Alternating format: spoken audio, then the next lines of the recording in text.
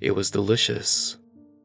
Staring out across the frozen, snowy landscape from the mouth of the cave I had taken shelter in, I fondly remembered the taste of my last piece of dried meat. I had eaten it weeks ago. The early winter snowstorm had caught me off guard in the middle of my journey. I had been forced to shelter myself in an impromptu lean-to for that first day, but as the snow continued to fall, unrelenting, hour after hour, I forced myself to move to the cave miles away. I knew of the cave because it wasn't the first time I had made this journey, but perhaps the familiarity with the terrain had made me arrogant, treating the possible weather as a trifle. Now, in the cave, the only dry patch of ground for miles around, I struggled to keep warm, burning branches too wet for a fire. The storm persisted for days, and then weeks, outlasting what remained of my meager rations. The snow piled high, and with more constantly falling both night and day, the risk I would put myself in if I left the cave grew. And as my food ran out, with no options to forage or hunt, the risk of starvation grew as well. I faced hunger before, but that makes it no less painful. The tightening knots in my stomach, the weakness in my muscles, the struggle to maintain focus, or even to wake up after a night of restless sleep. Day after day of this weakens even the strongest of men. I would curl up around my little fire, like a child or a mutt, holding my tin canteen over the flame, hoping to melt the snow within to quench my thirst. I drank as much water as I could to fill my stomach, and my stomach cried out in protest. When I was young, I had, on several occasions, been forced to fill my belly with weeds and thistles when bread at home became scarce. Ignoring the taste, it could at least fight off the pain I had in my gut. But in that cave, in that storm, surrounded by a sea of snow, I couldn't even resort to that. And so, day after day, night after night, I huddled around my weak fire, watching the mouth of the cave and the white darkness beyond as I felt my body waste away. I've heard that staring out into the snow for too long could blind a man, but as I starved, I stared, and as my mind weakened, where I often could not tell when I was awake or asleep, I saw more than snow beyond the mouth of the cave. Some of what I saw was frightening, like a trio of gray wolves, the tips of the hairs of their fur frosted with ice, watching me with dark eyes from just outside the cave, only choosing to leave when I weakly waved a burning branch at them.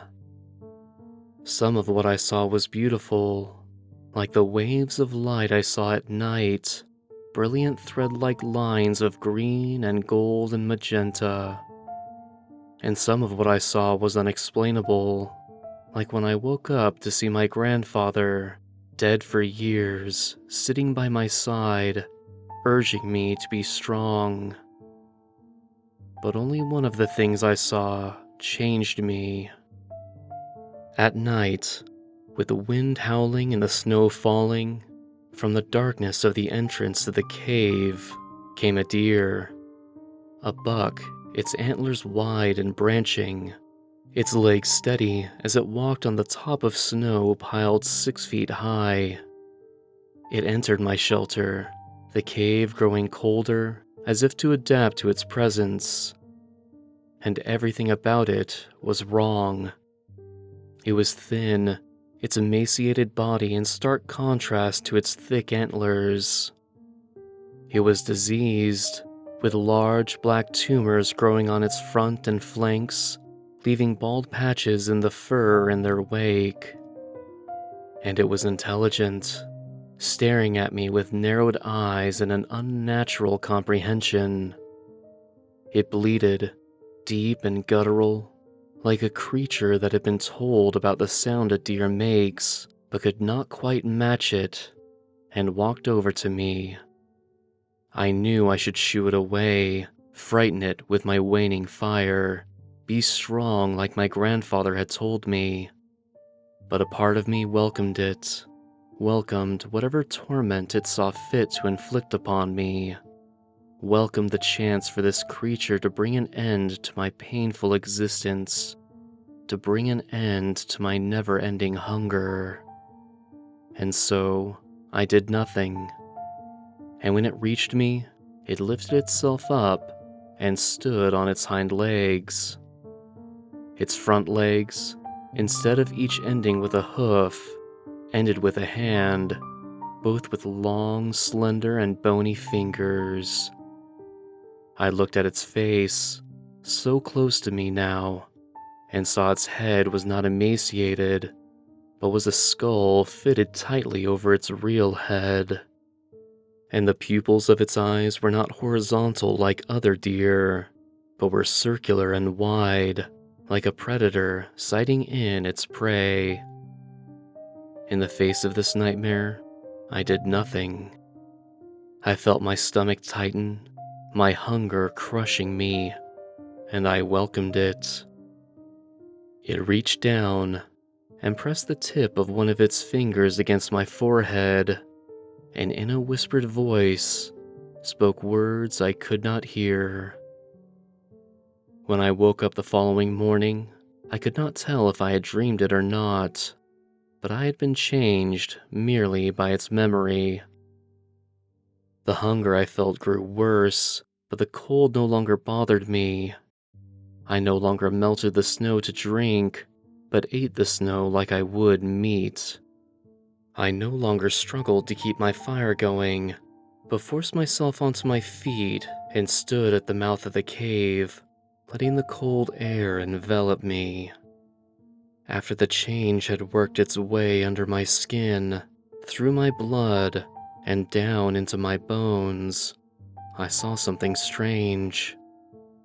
Some time after my visit with the deer, perhaps hours or days later, I witnessed another creature approach my cave, even as my stomach growled and twisted. This creature could also walk on two legs, covering its soft flesh with fur and leather and linen. It did not walk on top of the snow gracefully, like the deer had, but trudged through it like a plow. It did not look diseased, but looked fresh and clean.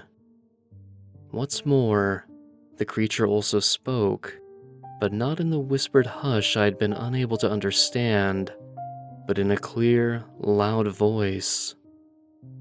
It laid a hand on my shoulder and said, "Thank heaven I found you. The storm lasted so long, we didn't know if you had made it." I reached up and placed my own hand on the creature's shoulder, and smiled, even as my stomach rumbled. And it was delicious.